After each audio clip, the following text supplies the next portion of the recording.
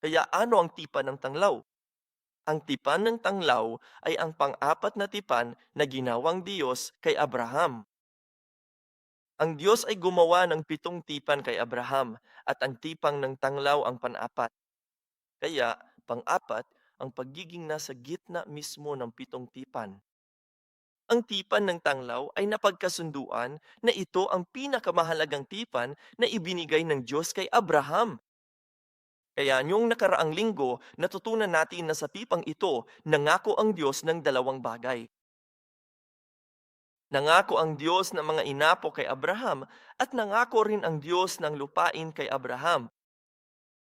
Kaya, bakit mahalaga liyon? Dahil para magkaroon ng kaharian, kailangan mo ng 3 bagay.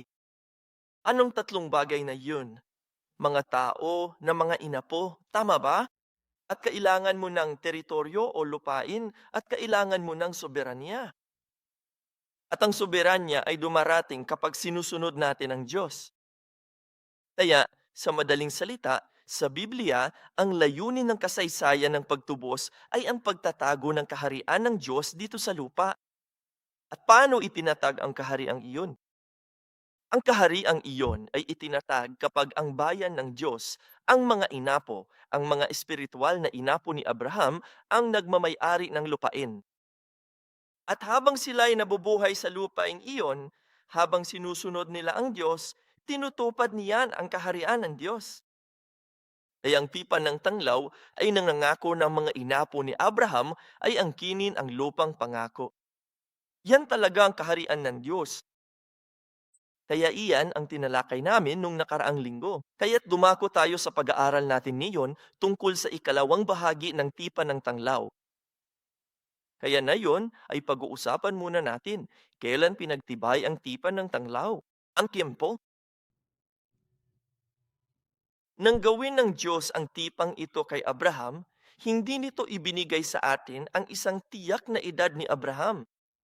Gayunpaman, maari naming malaman ito. Kung titingnan mo ang iyong mga handout, makikita mo na sa Genesis Kabanata 16, talata 3, ang tipan ng tanglaw ay ginawa sa Genesis 15. Ang susunod na kabanata sa Genesis 16 ay tumatalakay kung paano kinuha ni Abraham si Hagar bilang kanyang asawa at magkakaroon ng anak mula rito. At nangyari iyon noong ika-10 taon o pagkatapos ng ika-10 taon ng paninirahan sa Kanaan. Yan ang nakasaad sa Genesis 16:3. Kaya kung titingnan mo ang chart na iyon, dumating si Abraham sa Kanaan noong siya ay 75 taong gulang. Kaya pagkatapos ng ika-10 taon ay kapag siya ay 85. Tama ba? Bibilangin mo ang 75 bilang unang taon. 76, 77, 78, 79, 80, 81, 82, 83, 84. Ang 85 ay pagkatapos ng ika-10 taon. Kaya ang tipan ng tanglaw ay pinagtibay bago ang pangyayaring iyon sa Genesis 16. Sa makatuwid, maari nating ipagpalagay na ang tipan ng tanglaw ay itinatag noong si Abram ay 84 na taong gulang. Okay, kaya ang blanco diyan ay 84. Ngayon, pag-usapan natin ng mas espesipiko ang taon kung kailan ginawa ang tipang ito. Sige. Kaya sa pamamagitan ng pag-aaral na ito, matututunan natin kung paano natin naunawaan ang kronolohiya ng Biblia. At ito ay napakahalaga dahil maraming tao ang nagdududa na ang Biblia ay makasaysayan at ito ay totoo. Maraming tao ang nagdududa ito. Maraming tao ang nagsasabing ito ay isang mito, alamat o katang-isip lamang. Gayunpaman, ang Biblia ay may napakatumpak at simpleng kronolohiya. Maari mong malaman ang halos lahat ng mga taon sa Biblia. At bakit mahalaga iyon? Pinatutunayan ng mga taon ang pagiging makasaysayan ng Biblia. Pinatutungayan nito na totoong nangyari ito sa kasaysayan. Okay? Kaya, ang panimulang punto ng kronolohiya ng Biblia ay nasa 1 Hari 6, talata 1. Ito ang pinakamahalagang talata sa pag-alam sa kronolohiya ng Biblia. Kaya sa 1 Hari 6, talata 1, sinasabi nito, ngayon, nangyari ito noong ika-480 taon, pagkatapos na makalabas ang mga anak ni Israel sa lupain ng Ehipto. Nang ikaupat na taon ng paghahari ni Salomon sa Israel, sa buwan ng Siv na siyang ikalawang buwan, sinimulan niyang itayo ang bahay ng Panginoon. Okay, kaya narito ang sinasabi, 480 taon matapos, lumabas ang mga Israelita sa Ehipto. Kaya ano ang tawag doon? Exodus ang tawag dyan, iba? Kaya 480 taon pagkatapos ng Exodo, sinimulan ni Solomon ang pagtatayo ng templo. At ang taong iyon ang ikaapat na taon ng paghari ni Solomon. Kaya ito ang ating panimulang punto. Dahil sa kasaysayan, alam natin na sinimulan ni Solomon ang kanyang paghahari noong 970 BC. Kaya nangangahulugan ito na ang ikaupat na taon ni Solomon ay 966 BC. Kaya magsisimula tayo rito. Sabihin natin kay Solomon ito. Ikaapat na taon ng ulan, at iyon ay noong 966 before Christ. At ang talatang nabasa natin ay nagsasabi ng taong iyon ang ikaapat na taon na siyam kaya na 66 before Christ, eksaktong 480 taon pagkatapos ng Exodo. Kaya ngayon, malalaman na natin kung kailan nangyari ang pag-alis. Tama ba? Balikan natin ang 480 taon na ang nakalipas at doon naganap ang pag-alis. Okay, ano nga ba iyon? Idagdag mo lang ang 961 sa 480, di ba? Tandaan mo, ang BC ay pabaliktad, di ba? Sa ngayon, nabubuhay tayo sa panahon ng, sabi nga sa ad, lumalaki ang mga tao ng ad habang sumusulong ka sa hinaharap. At lumiliit ito habang bumabalik tayo sa nakaraan. Tama ba? Pero ang BC ay paatras. Habang bumabalik tayo sa nakaraan, lalong lumalawak ang mga taon mula sa BC, okay? Kaya nangyari ang pag-alis. 480 taon bago ang 966, kaya ibig sabihin ay 1446 BCE yun. Sa sunod nga bersikulo, nahitabo ang Exodus niadtong Usa 4:4-6. Sa Exodo, Usa duha 4:4, giingon kun unsa kadugay mipuyo ang mga Israelita sa Ehipto. Ang pagpuyo sa mga anak sa Israel dito sulod sa 4 ug 3 katuig. Sige, 430. At sa katapusan ng 430 taon ng araw ding iyon ay umalis ang lahat ng hukbo ng Panginoon mula sa lupain ng Ehipto. Kaya nanatili sila sa Ehipto ng eksaktong 430 taon, tama ba? Kaya't umalis sila sa Ehipto noong 1446 BC. Kaya bubalik ka sa 430 taon, kung gayon, alam natin noong pumunta sila sa Ehipto, di ba? Pagpasok sa Ehipto, idagdag mo ang 1446 sa 430, makuhaan mo ang 1876 B. Kaya si Jacob at ang kanyang 70 miyembro ng pamilya ay pumunta sa Ehipto noong 1976 before Christ. Okay? Kaya iyon ang blanco. Yan ang sagot diyan. Susunod, ayon sa Genesis Kabanata 47, talata 9, ilang taon na si Jacob noong pumunta siya sa Ehipto? Ang narito ang sinasabi. Kaya't sinabi ni Jacob kay Faraon, ang mga taon ng aking pakikipamayan ay 130. Kaunti at hindi kaaya-aya ang mga taon ng aking buhay. Niubot man sa mga taon ng aking mga magulang noong mga araw ng kanilang pakikipamayan. Kaya ito ang unang pagpunta ni Jacob sa Ehipto at nakila niya si Faraon, ang hari ng Ehipto. At sabi niya, nabubuhay na ako ng 130 katuwig. Kaya ibig sabihin noong 1876 nang pumunta si Jacob sa Ehipto, siya ay 130 taong gulang. Kaya bubalik ka sa 130 taon sa kanaton matutukoy ang tao ng kapanganakan ni Jacob. Tama? Kaya idagdag mo ang 130 sa 1876 at makukuha mo ang 2006 B. Doon ipinanganak si Jacob, ha? Kaya ang mga taong ito ay talagang umiral. Si Jacob ay ipinanganak noong 2006 BC. Alam mo ba? Pareha nato na ay tuig sa pagkatao si Jacob. Sa pagkatao niya, alam natin kung ilang taon na ang kaniyang amang si Isaac. Tama ba? Sa Genesis 25, talata 26, dito sa dulo ng talatang ito, sinasabi, si Isaac ay 60 taong gulang nang ipanganak niya sila. Ito ang tambal, di ba? Sina Jacob at Esau. Kaya si Isaac ay 60 taong gulang noong 2006 na BC nang ipanganak si Jacob. Kaya ngayon, mula 2006, bumabalik na lang tayo sa nakalipas na 60 taon. Pagkatapos ay makukuha natin ang taon ng kapanganakan ni Isaac na magiging 2066 BC. Ama, simple lang. Okay? At ngayon, ang huling bahagi. Kailan ipinanganak si Abraham? Ilang taon na si Abraham noong ipinanganak si Isaac? Dapat alam natin ito, di ba? Inumdumi, si Isaac natawag ang Abraham sa edad nga kagatos, di ba? Wala siya'y anak. Apan sa nag-usa kagatos na siya, gihatag sa Dios si Isaac. Anak ka na sa Genesis, kapitulo kaluhaan og, bersikulo 5. Kaubos na si Abraham sa pagkatawo ni Isaac, niadtong duha wala saysay. Busa, nagpasabot kini nga kaubos na siya niadto, balik sa kagatos ka tuig. Sa ato pa, natawo si Abraham sa 2066 BC.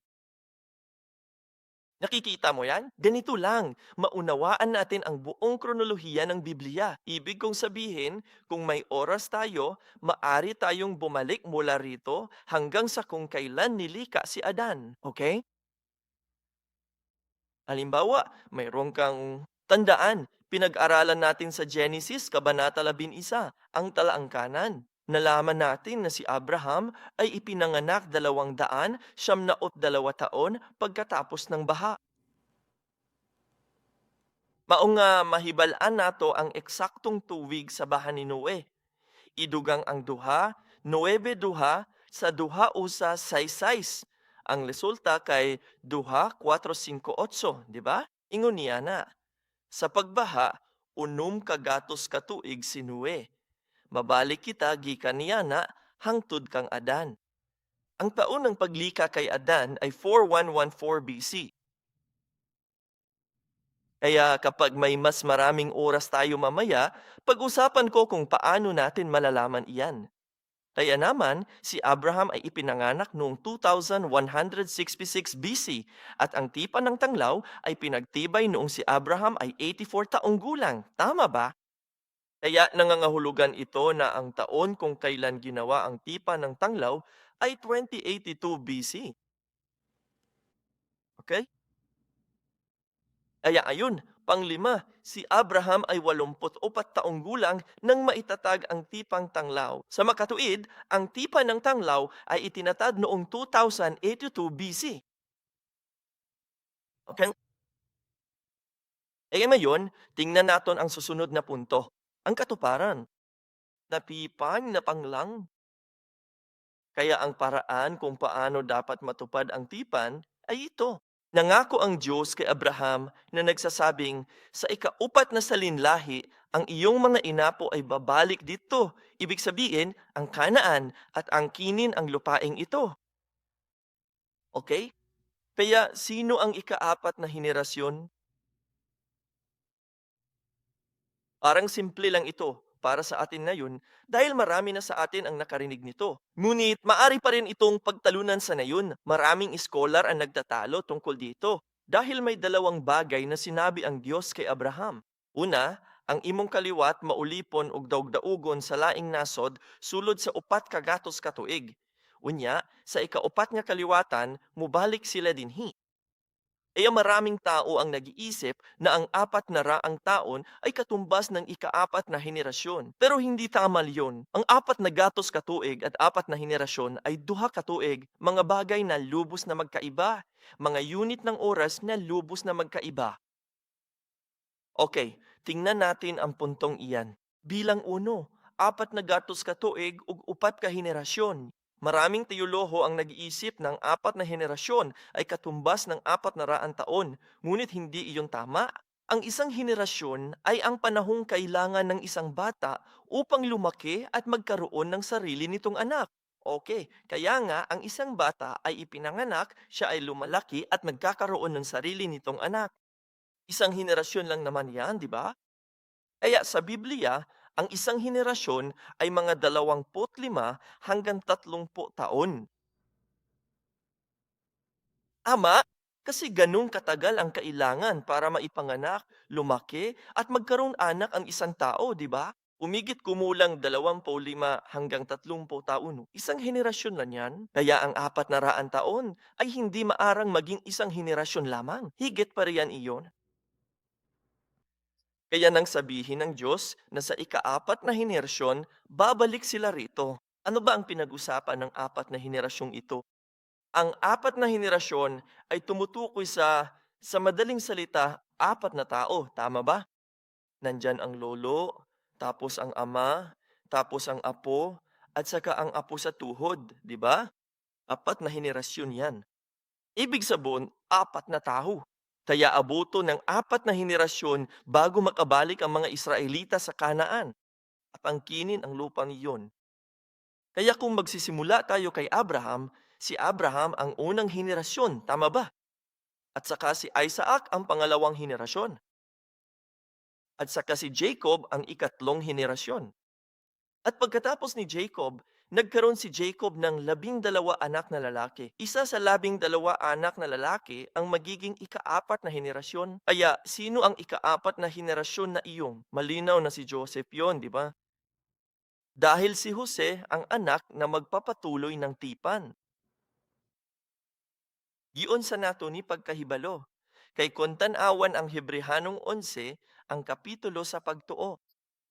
Gihisgutan ang mga karaan sa pagtuo sa Hebreyo usa-usa utso tungod sa pagtuo si Abraham. At tinatalakay nito ang buhay ni Abraham hanggang sa talata 11. Sa Hebreyo usa-usa, duha wala, pinaagi sa pagtuo, gihisgutan si Isaac ug ang iyang kinabuhi. Sa bersikulo duha usa, pinaagi ihapon sa pagtuo, gihisgutan usab si Jacob. Dayon, sa bersikulo 22, gimingon nga pinaagi sa pagtuo si Jose. Dimhi, walay laing anak ni Jacob ang nahisgutan, si Jose lang. Kaya ito ang isa sa mga patunay na nagsasabi sa atin na si Jose ang ikaapat na henerasyong inapo na tutupad sa pipa ng tanglaw. Kaya paano natupad ang tipang ito noon? Dahil ang problema ay nasa Genesis, Kabanata 50, mga bersikulo 24 hanggang 26. Sa Genesis, Kabanata 50, mga bersikulo 24 hanggang 26, ganito ang nakasaad. Sinabi ni Jose sa kanyang mga kapatid, "Mamamatay na ako, ngunit tsaka na alalayan kayo ng Diyos at iahon kayo mula sa lupaing ito patungo sa lupaing ipinangako niya kina Abraham, Isaac at Jacob." Nang magkagayoy, pinasumpa ni Jose ang mga anak ni Israel na sinasabi, "Tunay na kayo'y ililigtas ng Diyos at inyong dadalhin ang aking mga buto mula rito." Kaya namatay si Jose sa edad na 110 taon at siya ay inimbalsamo at inilagay sa isang kabaong sa Ehipto. Kaya ito ang problema dahil namatay si Jose sa Ehipto. Si Jose, na dapat sana'y ikaapat na henerasyon, ay namatay sa Ehipto bago nakabalik sa Kanaan. Kaya paano matutupad ang tipan kung si Jose ay mamatay sa Ehipto? Kaya iyon ang problema. Bueno, nalutas ang problema kung titingnan natin ang huling habili ni Jose na ginawa niya sa kaniyang mga inapo. Sabi niya, "Malapit na akong mamatay, pero pupuntahan ka ng Diyos." Babalik ang Diyos sa mga Israelita sa Ehipto at ilalabas kaniya rito. Iyon ang sinasabi niya. At nang gawin niya iyon, hiniling ni Jose na dalhin nila ang kaniyang mga buto. Bakit may magsasabi nito? Malapit na silang mamatay ngayon. Bakit may magsasabing, dalhin mo ang mga buto ko? Dahil hindi nila talaga alam kung kailan eksaktong darating ang Diyos upang ilabas sila sa Ehipto. Ngunit ang huling hiling ni Jose ay ang madala ang kaniyang mga buto pabalik sa Kanaan. Kaya nang sabihin ito ni Joseph, sinasabi niya ito dahil naniniwala siya ng may katiyakan na ang tipan ng tanglaw ay matutupad, na tutuparon ng Diyos ang kaniyang salita. Kaya ipinapakita nito sa atin na ang pagkamatay ni Jose ay hindi ang katapusan, kundi ito ay naging isang palatandaan para sa mga susunod na henerasyon.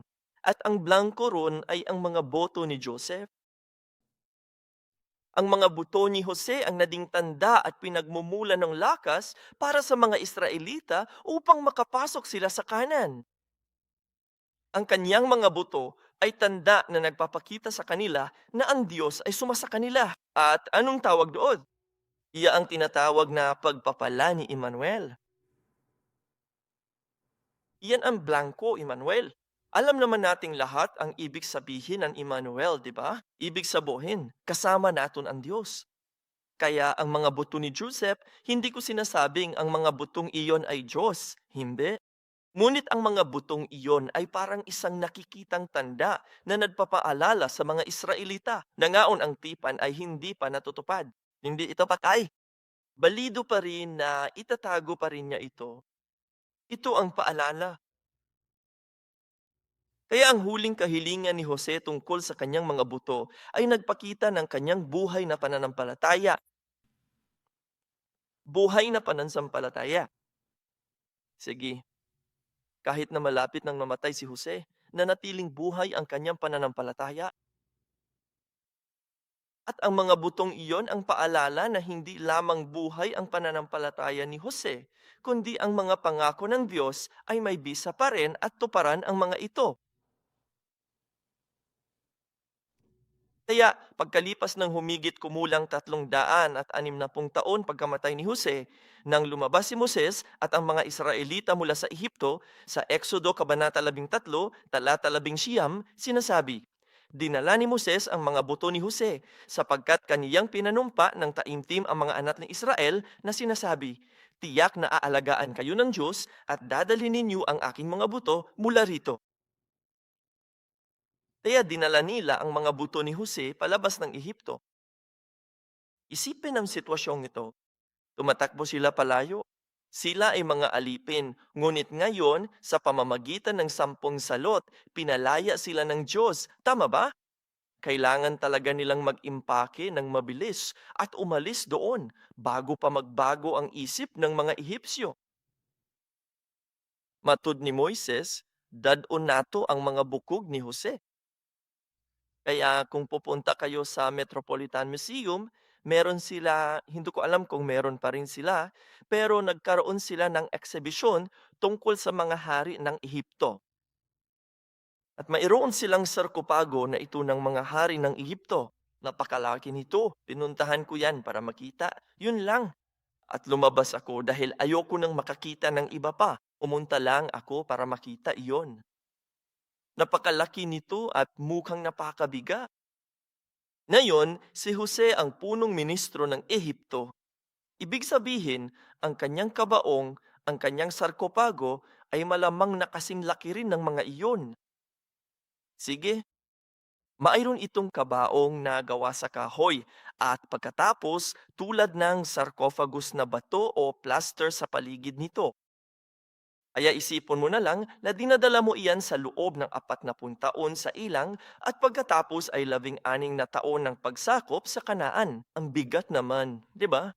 Kaya may dalawa silang mabibigat na bagay na kailangan nilang dalhin, tama ba? Ang mga buto ni Jose at pagkatapos simula sa bundok Sinai, dala nila ang kaba ng tipan.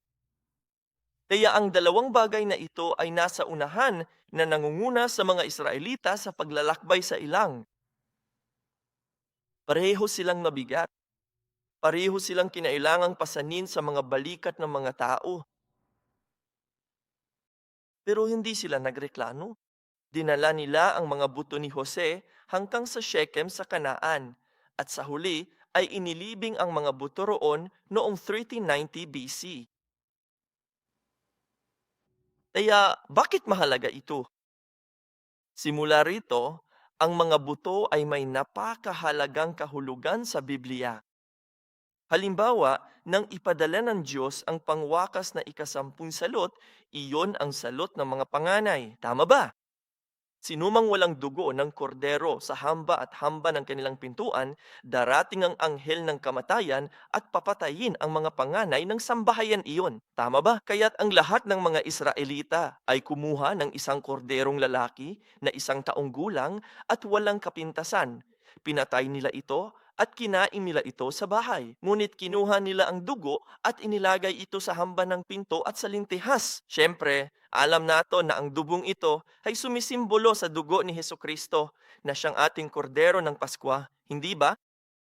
Karon, sa mga sugo sa Dios bahin nining korderoha, kung unsaon nila kini pagkaon, naghatag siyag mga detalye.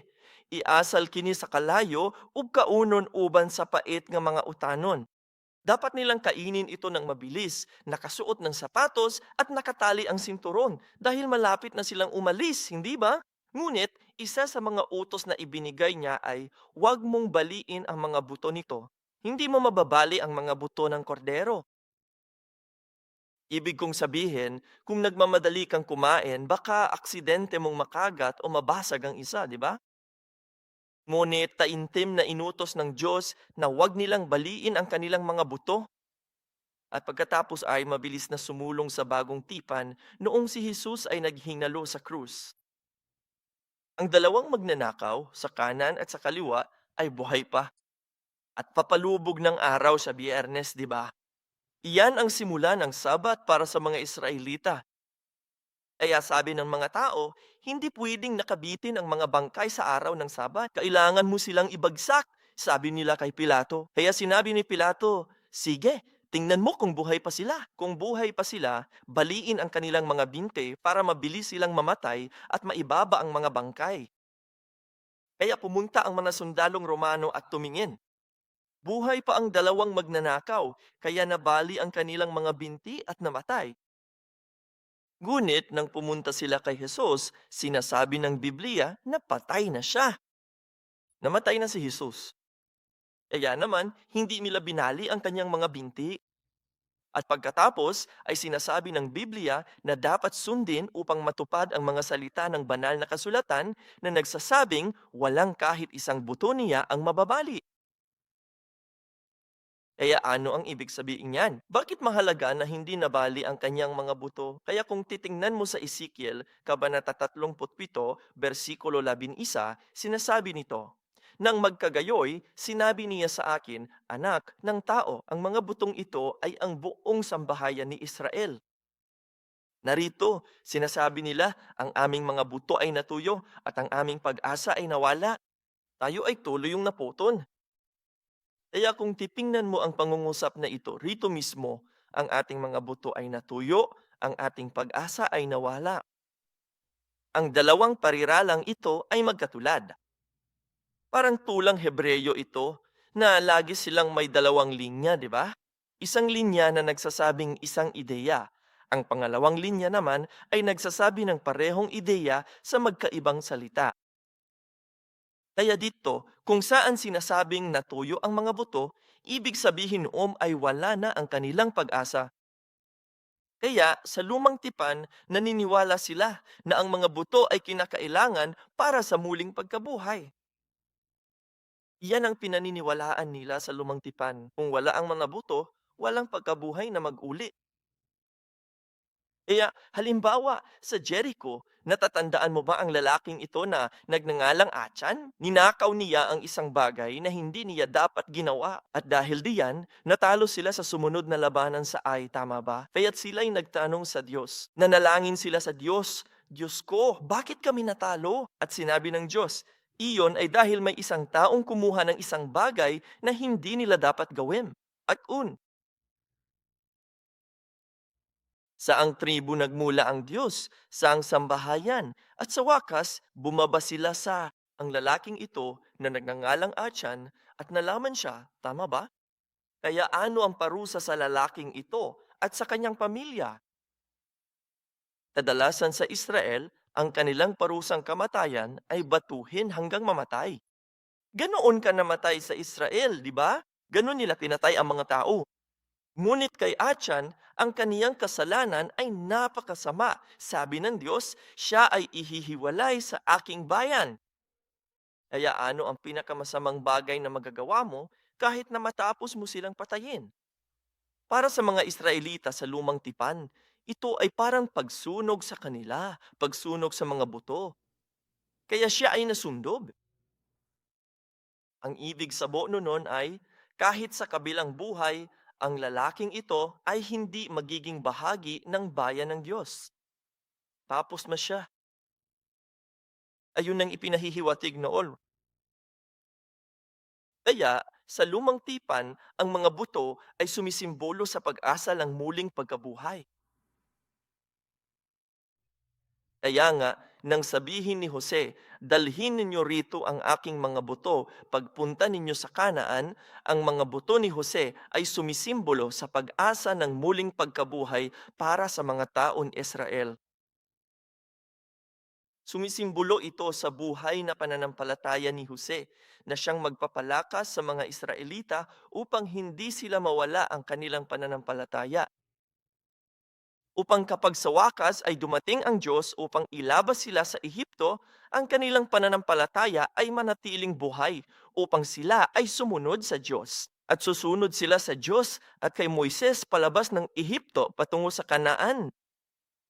Kaya ang mga butong iyon ay isang nakikitang simbolo na ang pag-asa at pananampalataya ay buhay pa rin sa Israel. Mauna, pagtuo kadto ni Jose. Gibanhaw niya ang katawhan sa Israel. Sa Ehipto, patay na sila sa espiritu. Sila ay mga alipin ng Ehipto. Wala silang anumang kalayaan. Okay? Hindi sila isang bayan noon. Mga alipin lamang sila. Ngunit naroon ang mga buto ni Jose para makita nila. Isa itong paalala. Babalik na ang Diyos sa natin. Balang araw, ililigtas niya tayo. Kaya nang paisa-isa, hindi nawala ang pananampalataya sa mga tao dahil sa mga buto ni Jose. Kaya sa wakas, nang isugo ng Diyos si Moises, ang mga taong nanatili sa kanilang pananampalataya ay lumabas mula sa Ehipto. Sa madaling salita, ang mga Israelitang namatay sa Ehipto ay nabuhay muli. Nabuhay silang mungji. Kaya iyan ang tinutukoy ng Ezekiel Kabanata 37. Ito ay noong panahon na ang mga Israelita ay mga bihag sa Babylonia. Sa madaling salita, ang bansang Israel ay muling namatay. Wala ng Israel noon. May mga bilanggo at alipin na ngayon sa Babylonia. Doon ipinakita ng Diyos kay Propeta Ezekiel ang pangitaing ito. Mayroong lambak na ito. Mga buto, isang tambak ng mga buto. At ano ang mga butong iyong? Dito sinasabi, ang mga buto ay ang buong sambahayan ni Israel. Kaya naisip ni Ezekiel, ngunit ang mga butong iyon ay pawang tuyo. Hindi na sila makabalik sa buhay. Wala ng pag-asa. Apan, kung padayon ka sa pagbasa, ang Diyos nag-ingon, panagna niya ng mga bugok, isulti ang pulong sa Diyos kanila. Unya mo sulod ang inginhawa, ang Espiritu sa Diyos kanila, ug mabuhi sila. Nganong gipakita man sa Dios kini nga pananaon kang Ezekiel. Sinasabi ng Diyos kay Ezekiel, kahit na tila patay na ang Israel, kayo'y mga bilanggo sa Babylonia, mabubuhay kayong muli balang araw. Babalik ka na sa Cayman. Ang Israel ay mabubuhay muli. Iyan ang sinisimbolo ng mga butong iyon. Iyan ang sinusubok kang ituro sa kanyangan Diyos. Kaya nga sinabi ni Joseph, dalhin mo ang mga buto ko. Kaya pagkalipas ng 360 taon, naalala ito ni Moises at ng mga Israelita. Kinuha nila ang mga buto ni Jose, dinala nila ang mga buto ni Jose sa Kanaan. At nang ilibing ang mga buto ni Jose sa Shechem, iyon ang blangko roon. Sa Shechem, doon natupad ang tipan ng tanglaw. Kaya sa Josue Kabanata 24, versikulo 32, sinasabi, "Nayon, inilibing nila ang mga buto ni Jose na dinala ng mga anak ni Israel mula sa Ehipto. Sa Sikem, sa pirasong lupang binili ni Jacob mula sa mga anak ni Hamor na ama ni Sikem sa halagang 100 pirasong salapi at ang mga iyon ay naging mana sa mga anak ni Jose." Nakita mo yan? Nang ilibing ang mga buto ni Jose sa Sichem, natupad ang pangako ng Diyos na ang mga inapo ni Abraham ay babalik dito sa ikaapat na henerasyon. Dahil kahit tila patay na si Jose, ang kanyang pananampalataya ay nabubuhay pa rin sa mga Israelita. Kaya nang dala ng mga Israelita ang mga buto ni Jose, ang pananampalataya ni Jose ang umakay sa kanila patungo sa Kanaan. Gaon ang pananaw ng Diyos. Ganoon ito kinilala ng Diyos. At iyan ang ibig niyang sabihin nung sinabi niyang sa ikaapat na henerasyon pupunta sila rito. At ang lugar kung saan natupad ang tipan, si Shechem. Okay, napakahalagang lugar ito, Shechem. Kaya tingnan natin ang Shechem, ang lugar ng katuparan ng tipan. Sa mga gawa, Kabanata 7, mga talata 15 hanggang 16, sinasabi, "At si Jacob ay bumaba sa Ehipto, at doon namatay siya at ang ating mga magulang. Mula roon, sila ay inilipat sa Shechem at inilagay sa libingan na binili ni Abraham sa halagang pilak mula sa mga anak ni Hamor sa Shechem. Kaya dito, tila binili ni Abraham ang lupain sa Shechem at si Jacob ay inilibing sa libingan sa Shechem. Gayunpaman, nabasa natin na binili ni Jacob sa Josue Kabanata 24 mula sa mga anak ni Hapor na ama ni Sichem sa halagang 100 piraso ng pera ang piraso ng lupang ito kung saan inilibing si Jose. Kaya ang lumang tipan at ang bagong tipan ay magkasalungat na mga tala tungkol sa Sekem. Kaya ano ang ibig sabihin nan? Mahalaga ang Shechem dahil ang Shechem ang unang lugar na pinuntahan ni Abraham noong siya ay dumating sa Kanaan. At iyon ang unang lugar kung saan ipinangako ng Diyos na ibibigay niya ang lupain ito, ang lupain ng Kanaan, kay Abraham. Sige, kaya si Abraham ang unang taong pumunta sa Shechem. Ug dito, nagpakita ang Ginoo kaniya og miingon, "Ihatag ko kining yutaa sa imong kaliwat." Sukad ni adto sa dihang si Abraham kapituton tamok 5 na katuig, mula sa sandaling iyon hanggang kay Abraham, ang Sichem ay kumakatawan sa buong lupain ng Kanaan. Dahil doon, unang nagpakita sa kanya ang Diyos at ipinangako sa kanya ang lupain. At si Abraham, habang tumatanda siya, nang si Abraham ay 160 taong gulang na, noon ipinanganak si Jacob. At namatay si Abraham sa edad na 175. Kaya sa loob ng 15 taon, sina Abraham at Jacob ay namuhay ng magkasama, lolo at apo. Sa loob ng 15 katuig, ano ang ginawa ni Abraham? Itinuro ni Abraham sa kanyang apo na si Jacob ang lahat ng bagay na ipinangako ng Diyos. At isa sa mga pangunahing bagay na itinuro niya ay, "Noong una akong pumunta sa Shechem, sinabi ng Diyos, ibibigay ko ang lupahing ito sa iyong mga inato." Kaya sinabi ni Abraham kay Jacob, ang Sichem ay magiging iyo at ang Kanaan ay magiging iyo. Tama ba? Kaya natutunan nito ni Jacob mula sa kanyang lolo. Tama ba? Kaya pagkamatay ni Abraham at paglaki ni Jacob, tumakas siya patungong Padan Aram. At nang bubalik siya, anong ginawa ni Jacob? Si Jacob, si Jacob ay nagpalit og trabahin sa lapad nga luna didto sa dapit sa Shechem. Okay? Kaya ang blanco diyan, Jacob. Kaya si Jacob ang bumili ng lupain. Ngunit bakit sinasabi ng Biblia na binili ito ni Abraham? Dahil si Abraham ang nagturo kay Jacob tungkol sa kahalagahan ng Shechem at ang pananampalataya ni Abraham ang naipasa kay Jacob. Yon ang nag-udyok kay Jacob na bilhin ang lupang ito. Kaya tinitingnan ng Diyos ang pananampalatayang na nasa loob, hindi ang panlabas na pagkatao na gumagawa ng kilos. At pagkatapos noon, nang malapit nang mamatay si Jacob, sinabi niya kay Jose ang paborito niyang anak at ang pinakapinagkakatiwalaang anak. Ano ang sinabi niya sa kanya?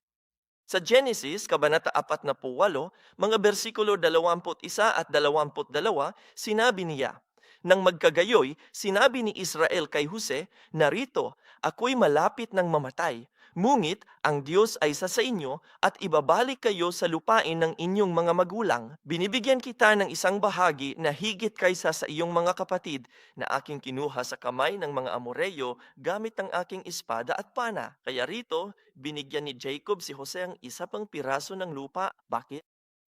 Dahil sa lumang tipan, ang panganay ay laging nakakakuha ng dobleng bahagi. Kaya ang lahat ng ibang na maanak na lalaki ay nakakuha lamang ng isang bahagi ng lupain. Nakakuha si Joseph ng dalama, nakakuha pa siya misa. At ang isa pa rito, ang isang bahaging ito sa Hebreyo ay ang Shechem. Kaya, sa madaling salita, ibinigay ni Jacob ang Sichem kay Jose, bukod pa sa isa pang pirasong lupa na nakuha niya bilang kanyang mana. Kaya ang Sichem ay ang lupain na simbolo sa pagpapala ng panganay. At nang ibigay niya ang lupaing ito, itinuro ni Jacob kay Jose. Dito nagpakita ang Diyos sa ating lolo na si Abraham. Dito niya ipinangako na ibibigay sa atin ang lupain ito. Kaya mahalaga ito. Kailangan mong panatilihin ang lupang ito. Ngayon, tingnan ang susunod na parirala rito na aking kinuha mula sa kamay ng Amoreo gamit ang aking espada at pana. Talaga bang ipinaglaban ni Jacob ang lupain sa Shechem? Kunin ito mula sa mga Amoreo? Hindi, no? Hindi niya ni ginawa. Binili niya ang lupang ito sa pamamagitan ng pagbayad na pera. Kaya bakit niya sinasabing, nilabanan ko ito at kinuha ko ito? Pinaglaban ko, kinuha ko. Maraming tao ang nagsasabi, alam mo na, nasa bingit na siya ng kamatayan. Medyo wala siya sa lahat, hindi niya maalala. Hindi talaga totoo yan. Malinaw ang isipan ni Jacob ito. Siya ay puno ng Espiritu ng Diyos. Kaya bakit niya ni sinasabi po? Dahil si Jacob, na ang pangalan ay Israel, ay nakatingin sa hinarap kapag ang mga Israelita, ang kayang mga inapo na siyang gagamit ng kayang pangalan, ay aktwal na lalaban upang sakupin ang Shechem. At kunin mo ha, alam niyang mangyayari iyon sa pamamagitan ng pananampalataya. Kaya naroon na siya, nakikipaglaban kasama ang kanyang mga inapo para sakupin ang lupaing iyon. Kaya sa pamamagitan ng pananampalataya aniya, ako ang kumuha nito, kahit na ito ay mga inapo ni Israel. Kinuha ko ito mula sa mga Amoreyo at ibibigay ko ito sa inyo. Ang lahat ng ito ay nasa pananampalataya rito. Dahil, tandaan, si Jacob ay mamamatay sa Ehipto. Malayo raon ang Shechem. Kahit matagal na niya itong binili, malamang may ibang kumuha ng lupang iyon. Wala naman silang mga dokumento o anumang katulad niyan noon, di ba? Kaya kahit sabihin niyang ibibigay ko na sa iyo, ibig sabihin kinuha na yan ng iba. Apan tungod sa pagtuo matudni na, mabuntog sa akong kaliwat ang yuta, og ikaw Jose, og imong kaliwat manag-iya niya na. Kaya naman, hiniling ni Jose na ilibing ang kanyang mga buto sa Shechem. Kaya sa pamamagitan ng isang lugar na ito, ang Shechem, ipinapakita sa atin ng Diyos kung paano siya gumawa sa pamamagitan ng pananampalataya ng mga taong ito. At kung paano iyon na ipapasa sa susunod na henerasyon. At kung paano kinikilala ng Diyos ang nakaraang henerasyon. Sino ang nagpasa ng pananampalatayang iyon bilang siyang gumawa ng gawain? Kaya kailangan nato ng 4 na henerasyon at tulad niyan upang matupad ang tipan ng Diyos. Kaya pag-isipag, no? Halimbawa, ang ating simbahan ngayon na sinimulan ni Reverend Abraham Park Sa atong pananaw, patay na siya sama ni Jose. Wala na siya. Apan, nakakatong gihapunta sa iyang mga libro. Mao nga ang pagtuo, mapasa. Iyan ang buhay na pananampalataya. At kung titingnan mo ang simbahan namin dito sa New York, nasa ikatulong henerasyon na kami. Marahil ay papasok pa nga sa ikaapat na henerasyon. Ug ang maong pagtuo, gipasa-pasa sa matag henerasyon. Kaya nakikita mo, kapag ginampanan natin ang gawaing ito, ang ating mga ninuno, ang ating mga magulang, ang magiging mga kataanan. At ang ating mga pastor, mga dating pastor na nagturo sa atin sa mga bagay na ito, bibigyan sila ng Diyos ng pagkilala. Ibig sabihin, para maituring ang ating pangalan na nakikibahagi sa gawaing ito, ano ang kailangan nating gawin? Kailangan nating ipamana ang pananampalatayang ito sa susunod na henerasyon at kailangan natin itong ituro sa susunod na henerasyon. Maging ang mga anak mo man o ibang tao o mga estudyante ng Sunday school o ano pa man iyon. At kailangan nating ipagpatuloy ito hanggang sa pagbabalik ni Kristo. Kaya ang pananampalataya ay nagsisimula bilang isang individual na gawain. Ako at ang Diyos. Isang relasyong one-on-one, ngunit natutupad ito bilang isang korporasyon. Hindi ito natatapos sa isang tao lang na gumagawa ng kahit ano. Dahil ang tipan ng Diyos ay hindi maaari matupad sa isang henerasyon lamang. Ito ay tumatagal ng maraming henerasyon. Kailangan itong maging isang kooperasyong interhenerasyon. Kaya kahit na ang mga tao ay maaring pumanaw, ang mga taong may pananampalataya ay hindi namamatay. Hindi sila nawawala. Tulad ni Jose, ang ating buhay na pananampalataya ay nagpapatuloy. Kaya hindi mapipigilan ng kamatayan ang katuparan ng mga tipan ng Diyos. Kaya tayo, bilang mga taong may hangganan, paano tayo makakabahagi sa kawalang hanggan? Sinabi ng aming pastor na nagtatag, maari tayong makibahagi sa kawalang hanggan sa pamamagitan ng salita ng Diyos, syempre, sa pamamagitan ng panalangin, ngunit sa pamamagitan din ng pagpapasa ng pananampalataya sa mga susunod na henerasyon. At sama-sama, tayo ay nakikilahok sa kawalang hanggan. Okay? Kaya ito ay isang pagsisikap ng kupunan. Ito ay isang link. At ang kadena ay palaging kasing lakas ng pinakamahina nitong kawing. Hindi naman tayo pwedeng maging mahinang kawing, di ba? Lahat tayo ay may tungkuling dapat gampanan. Kailangan nating gawin ito, bawat isa sa atin. Kung gayon, ay nakikibahagi tayo sa mga pagpapala ng kawalan hanggan. Hunahuna ang mga taong walay ngalan sulod sa kapurtan katuig nga nagdala sa mga bukog ni Jose. Wala ta kaila nila, pero naa sila, mao nga natuman ang kasabutan. Wala silang natanggap na pagkilala. Dayon pa man, wala ring record na nagreklamo sila. Kaya tinupad nila ang gawaing ito ng may kagalakan dahil alam nilang nakikilahok sila sa pagtupad sa mga tipan ng Diyos. Kaya nga, nandito mami. Ito ang trabahong kailangan nating gawin, ha? Kailangan nating gawin ito ng sama-sama. Walang sinuman ang makakagawa nito ng mag-isa. Kaya't umaasa at nananalangin ako na sa pamamagitan nating lahat dito sa Evergreen Church, ang tipa ng Diyos ay maipasa, magpapatuloy, hangtod sa araw na bumalik ang ating Panginoong Hesukristo. Amen? Sige, magdasal tayo.